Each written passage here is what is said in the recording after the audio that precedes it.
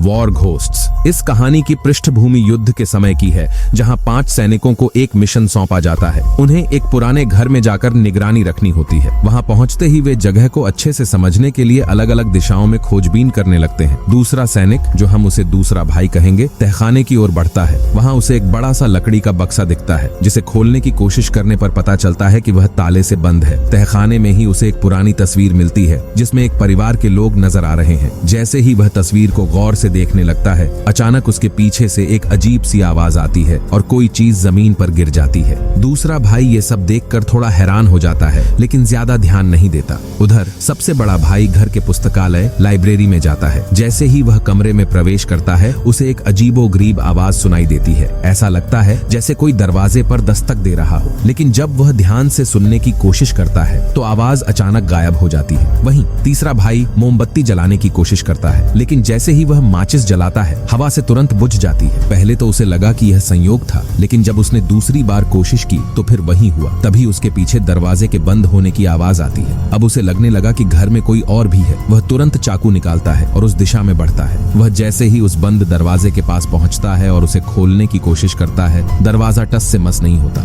उसे समझ नहीं आता कि ये सब क्या हो रहा है। जब वह दरवाजा छोड़कर वापस मुड़ता है, तभी दरवाजा खुद ब खुद खुल जाता है। रात के खाने के दौरान जब सभी सैनिक एक साथ बैठे होते हैं, तभी ऊपर की मंजिल से अचानक किसी के चलने की तेज आवाजें सुनाई देने लगती हैं। सभी चौकन्ने हो जाते हैं और तुरंत हथियार निकाल लेते हैं। चूंकि यह युद्ध का समय था, इसीलिए उन्हें शक होता है कि यह कोई दुश्मन हो सकता है। वे धीरे धीरे ऊपर जाने लगते हैं और आवाजें और तेज होने लगती हैं। अब उन्हें यकीन हो जाता है कि कोई उनके साथ खेल खेल रहा है। वे सभी एक कमरे की ओर बढ़ते हैं, जहां से सबसे ज्यादा आवाजें आ रही थीं। जैसे ही दोनों सैनिक कमरे की ओर बढ़ते हैं, दरवाजा अपने आप खुल जाता है। वे घबराए बिना अंदर प्रवेश करते हैं और धीरे धीरे आवाज के स्रोत का पता लगाने लगते हैं। आवाज खिड़की के पर्दों के पीछे से आ रही थी, लेकिन जब उन्होंने पर्दा हटाया तो एक औरत की लाश छत से लटकी हुई नजर आई। तभी अचानक एक ठंडी हवा का झोंका कमरे में फैलता है और जैसे ही सैनिक झपकी लेते हैं, वह औरत गायब हो जाती है। अब वे पूरी तरह से हैरान थे कि यह सब सच में हुआ था या उनकी आंखों का धोखा था।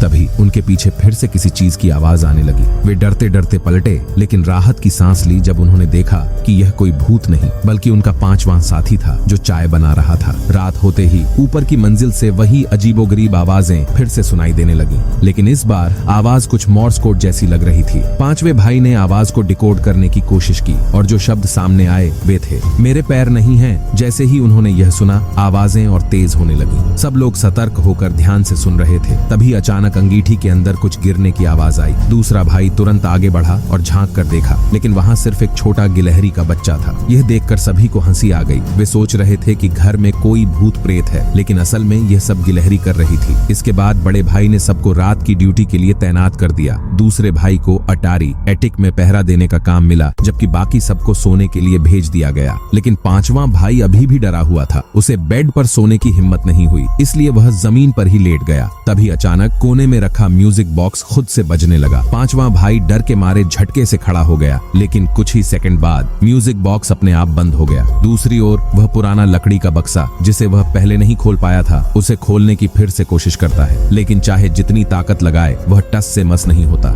थोड़ी देर आराम करने के बाद वह फिर से पुरानी तस्वीरों को देखने लगता है। तभी उसे एक पुरानी किताब मिलती है, जिसमें इस घर में रहने वाले परिवार की कहानी लिखी थी। जैसे ही वह पढ़ना शुरू करता है, कमरे की सारी मोमबत्तियां एक साथ बुझ जाती हैं। डर के मारे वह लाइटर निकालकर मोमबत्तियां दोबारा जलाने की कोशिश करता है, लेकिन कई बार कोशिश करने के बाद ही आग जलती है। जब उसने फिर से तस्वीर की ओर देखा, तस्वीर में दिख रहे सभी लोग अचानक गायब हो गए। अब हम आते हैं दूसरे भाई की तरफ, जो इस समय पहरे पर था। वह पूरी तरह सतर्क था, लेकिन उसे यह अंदाजा नहीं था कि उसके पीछे कोई धीरे धीरे उसकी ओर बढ़ रहा है। वह बिल्कुल अनजान था और बस बाहर की ओर देख रहा था। तभी एक फांसी पर लटकी हुई औरत की झलक उसे दिखी। वह झटके से पीछे मुड़ा, लेकिन वहां कुछ भी नहीं था। उसे लगा कि यह सिर्फ उसका भ्रम था, लेकिन फिर भी वह सोचने लगा कि कोई जानबूझकर डराने की कोशिश कर रहा है। उसने तुरंत नीचे जाकर देखने का फैसला किया, लेकिन बाहर सिर्फ कीड़ों की आवाजें सुनाई दे रही थीं, इंसानों की नहीं। यह देखकर वह थोड़ा घबरा गया और इसी दौरान बड़े भाई ने यह सब देख लिया। शायद बड़े भाई ने भी कुछ अजीब अनुभव किया था। अगले दिन वे एक गोपनीय सूचना केंद्र पर पहुंचे, जहां उन्हें खबर मिली कि कुछ ही समय में 50 दुश्मन सैनिक इस रास्ते से गुजरेंगे। दूसरे भाई ने योजना बनाई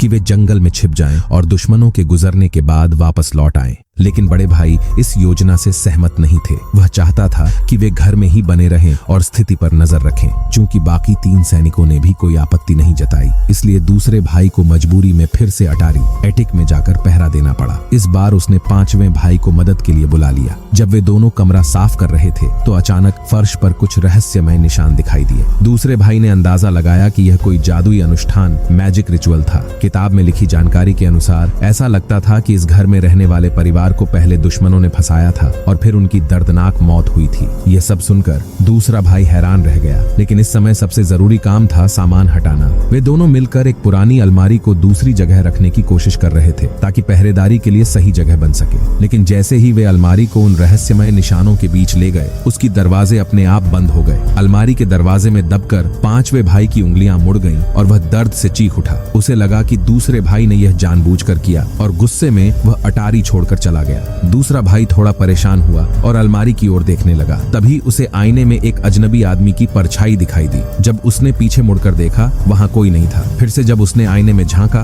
वह परछाई भी गायब हो चुकी थी। दूसरी तरफ बड़े भाई और उसकी टीम ने दुश्मनों की मूवमेंट को ट्रैक करना शुरू कर दिया था। तभी बेसमेंट से अचानक एक अजीब आवाज आई। ऐसा लगा जैसे कोई बुजुर्ग व्यक्ति कुछ बड़बड़ा रहा हो। वे अभी इस आवाज को समझने की कोशिश ही कर रहे थे कि अचानक आग जलाने वाले फर्नेस, फायरप्लेस से किसी के हथौड़े मारने की आवाजें आने लगी। उन्होंने पिछली बार की तरह मोर्स कोड से इसे डिकोड करने की कोशिश की, लेकिन अभी वे इसे आधा ही डिकोड कर पाए थे कि अचानक 5वें भाई का शरीर अजीब तरह से कांपने लगा और वह अपने ही शरीर पर नियंत्रण खो बैठा। फिर से वही रहस्यमय आवाज गूंजी, अगर तुम यहाँ से गए तो मौत तुम्हारा इंतजार कर रही है। हैरान करने वाली बात यह थी कि यह संदेश बिल्कुल वही था जो उन्होंने किताब में पढ़ा था। तभी उनके पीछे कुछ सरसराने की आवाज आई। दूसरा भाई वहां आया और सभी को तनाव में देखकर चौंक गया। उसे समझ नहीं आ रहा था कि ये सब अचानक क्यों हो रहा है। रात होते ही दुश्मन सैनिकों की गाड़ियां उस घर की तरफ बढ़ने लगीं। जैसे ही दुश्मन घर के करीब पहुंचे, एक सैनिक ने अंदर एक हैंड ग्रेनेड फेंक दिया। तीसरा भाई सबसे आगे था। वह अपनी जान की परवाह किए बिना पूरी ताकत से दौड़कर ग्रेनेड पर कूद गया। बड़ा धमाका हुआ। धमाके की लहर से बाकी सब इधर उधर बिखर गए। जब बड़े भाई ने तीसरे भाई की तरफ देखा तो उसका शरीर खून से लथपथ था। लेकिन अभी लड़ाई खत्म नहीं हुई थी। चूंकि दुश्मनों की संख्या बहुत ज्यादा थी, बाकी के लोग फिलहाल छिपकर सही मौके का इंतजार करने लगे। इस बीच चौथे भाई के कमरे में एक दुश्मन सैनिक दाखिल हुआ। वह धीरे धीरे पीछे से हमला करने के लिए आगे बढ़ा, लेकिन तभी कुछ ऐसा हुआ जिससे उसका खून जम गया। दुश्मन सैनिक बाथटब में अजीब तरह से तड़प रहा था, जैसे कोई उसे अंदर खींच रहा हो, लेकिन वहां कोई था ही नहीं। चौथा भाई यह सब देखकर डर के मारे अपनी जगह से हिल भी नहीं पा रहा था। इसी बीच 5वें भाई का सामना भी एक दुश्मन से हुआ। जब वह अपनी बंदूक में गोलियां भर रहा था, तभी पास रखी कुर्सी अचानक खुद ब खुद हिलने लगी। लेकिन अब हमला करने का समय था। जैसे ही 5वां भाई उठा और दुश्मन पर गोली चलाने के लिए तैयार हुआ, ठीक उसी समय दूसरे भाई ने भी एक दुश्मन पर निशाना साधा, लेकिन उसका दुश्मन पहले ही मर चुका था। वह फांसी पर लटका हुआ था। उसके हाथ भी पीछे बंधे हुए थे। कुछ ही पलों में सभी दुश्मनों की रहस्यमय तरीके से मौत हो गई। तीसरे भाई की हालत बहुत गंभीर थी, लेकिन वह अभी भी जिंदा था। इसके बाद 5वें भाई ने किताब की कहानी सुनानी शुरू की। उसने कहा कि जो कुछ भी अभी हुआ वह उसी तस्वीर में दिख रहे परिवार की मौत के दृश्यों जैसा ही था। किताब के मुताबिक दुश्मन सैनिकों को शक था कि वह परिवार जासूस था, इसलिए उन्होंने बिना सोचे समझे उनके घर पर हमला कर दिया। उन्होंने बेटे को जबरदस्ती बाथटब में डुबो दिया, बेटी को फांसी पर लटका दिया, माता पिता पर तेल डालकर उन्हें जिंदा जला दिया और पूरे परिवार को बेरहमी से मार दिया गया। यह सुनने के बाद सभी को सच्चाई समझ में आ गई। यह घर सच में भूतिया था। अब बड़ा भाई बाथरूम की तरफ गया। वहां बाथटब पूरी तरह पानी से भरा हुआ था। उसे लगा कि शायद 5वें भाई ने पानी छोड़ना भूल गया है, लेकिन जैसे ही उसने पानी निकालने के लिए हाथ बढ़ाया, वहां अचानक एक बच्चा दिखाई दिया। जैसे ही उसने ऊपर देखा, वह बच्चा गायब हो गया। बड़े भाई ने जल्दी से कहना शुरू किया कि वह कोई दुश्मन नहीं है। फिर जब उसने दोबारा आंखें खोली तो वह लड़का सच में गायब हो चुका था। तभी बड़े भाई को महसूस हुआ कि उसकी पीठ अचानक ठंडी हो रही थी। उसने पीछे मुड़कर देखा, लेकिन वहां कुछ भी नहीं था। और फिर अचानक किसी ने उसे जोर से पकड़कर पानी के अंदर खींच लिया। बच्चे की मौत का पूरा दृश्य उसके सामने था। फिर अचानक बड़े भाई ने जोर से सांस लेते हुए आंखें खोली। ये सब सिर्फ एक भयानक सपना था। इसके बाद वह बेसमेंट तहखाने में गया। वहां 5वां भाई पहले से ही कुछ ढूंढ रहा था। उसने कहा कि वह इस घर से जुड़े सबूत खोजने की कोशिश कर रहा था। बड़े भाई ने एक तस्वीर की तरफ देखा ही था कि अचानक उसकी टॉर्च बंद हो गई। पांचवें भाई ने यह देखा और ऊपर की मंजिल पर जाकर लाइटर लेने के लिए चला गया। तभी टॉर्च अचानक फिर से जल उठी। बड़े भाई ने अनजाने में एक मेज पर रखी एक किताब देखी, लेकिन अजीब बात यह थी कि पूरी किताब लगभग खाली थी। सिर्फ पहले पन्ने पर कुछ लिखा था, बाकी सभी पन्ने कोरे थे। बड़े भाई हैरान रह गया और तभी पांचवा भाई अचानक वापस आ गया। उसके चेहरे पर गहरी चिंता थी। वह तेजी से आया और झट से किताब छीन ली। बड़े भाई को इस हरकत पर शक हुआ। क्या पांचवा भाई कुछ छुपा रहा था? इससे पहले कि वह कुछ पूछ पाता, ऊपर से अचानक जोरदार हलचल की आवाज आई। तीसरा भाई तेजी से कांप रहा था। उसका पूरा शरीर हिल रहा था और वह लगातार बड़बड़ा रहा था, यह सच नहीं है, यह सच नहीं हो सकता। यहाँ निर्देशक ने एक रहस्यमयी मोड़ छोड़ा है, लेकिन जवाब बहुत जल्दी मिलने वाला था। कुछ ही देर में तीसरे भाई की मौत हो गई। यह देखकर बाकी सभी लोग डर के मारे कांप उठे। उन्होंने फैसला किया कि अब इस जगह को छोड़ देना चाहिए। बड़े भाई चुपचाप उनकी बात मान गया, क्योंकि वह खुद भी यहाँ से निकलना चाहता था। जब उन्होंने तीसरे भाई का अंतिम संस्कार कर दिया तो चारों भाई इस डरावने स्थान को छोड़कर आगे बढ़ गए। अब ध्यान दें, कार का जिक्र हो रहा है, ये बाद में महत्वपूर्ण होगा, लेकिन वे अभी थोड़ी ही दूर गए थे कि कुछ और अजीब होने लगा। अचानक उनके आसपास बहुत सारे शरणार्थी, रेफ्यूजीज दिखाई देने लगे। ये वही दृश्य था जो उन्होंने पहले देखा था। उस समय दूसरे भाई ने एक गरीब औरत को अपनी जैकेट दी थी। अब जब उसने ध्यान से देखा, वही जैकेट अब एक औरत पहने हुए थी, यानी वे फिर से किसी भूतिया छाया से टकरा गए थे। उन्होंने आपस में बातचीत की और फैसला किया कि उन्हें बस आगे बढ़ते रहना चाहिए। उन्होंने चलते चलते पूरा दिन गुजार दिया और फिर एक बार फिर अपनी कार के पास पहुंच गए, लेकिन इस बार उन्होंने सीधा आगे जाने के बजाय कार घुमाकर एक नए रास्ते पर जाने का फैसला किया। रात होते होते वे एक घने जंगल में रुक गए। योजना यह थी कि कल सुबह फिर से सफर जारी रखा जाएगा, लेकिन अगर आप सोच रहे हैं कि अब कुछ नहीं होगा तो आप गलत हैं। रात के अंधेरे में अचानक दूसरा भाई जाग उठा और उसने देखा कि वह किसी रस्सी से बंधा हुआ था। इससे पहले कि वह कुछ समझ पाता, उसके पैरों के नीचे रखी स्टूल खुद ही खिसकने लगी। तभी रस्सी धीरे धीरे टूटने लगी और अगले ही पल दूसरा भाई अचानक नींद से जाग उठा। उसने देखा कि बाकी सभी लोग गहरी नींद में थे। तो क्या यह सब बस एक सपना था? जब उसने जमीन की ओर देखा तो मिट्टी पर किसी का नाम उभरा हुआ था। यह एक और चेतावनी थी, यह अभी भी एक जाल था। इसके बाद वे सभी फिर से यात्रा के लिए तैयार हो गए, लेकिन अजीब बात यह थी कि वे चाहे जिस भी दिशा में चलते, आखिर में वे फिर से उसी जगह लौट आते। अब यह स्पष्ट हो चुका था, भूत उन्हें जाने नहीं देना चाहते थे। चौथे भाई ने सुझाव दिया कि अगर हम इस परिवार के चारों सदस्यों का विधि पूर्वक अंतिम संस्कार कर दें तो शायद हम इस बंधन से मुक्त हो सकें। जल्दी से लाशों को खोजने के लिए बड़े भाई ने जमीन पर सफेद राख, व्हाइट ऐश छिड़क दी। उसका मकसद था आत्माओं से संपर्क करना और यह पता लगाना कि लाशें कहाँ हैं। रात होते ही ऊपर की मंजिल से किसी के दौड़ने की आवाज आने लगी। फिर अचानक दरवाजे के पास बिखरी सफेद राख पर पैरों के निशान उभर आए और धीरे धीरे वे पैरों के निशान उनकी ओर बढ़ने लगे। हर कोई डर के मारे कांपने लगा। आखिरकार वे निशान बड़े भाई के ठीक सामने रुक गए। बड़े भाई ने डरते हुए अपनी आंखें खोलीं और तभी एक अनदेखी ताकत ने उसे घसीट लिया। दूसरे भाई ने बंदूक उठाकर फायर किया, लेकिन उसकी गोलियां किसी काम की नहीं थीं।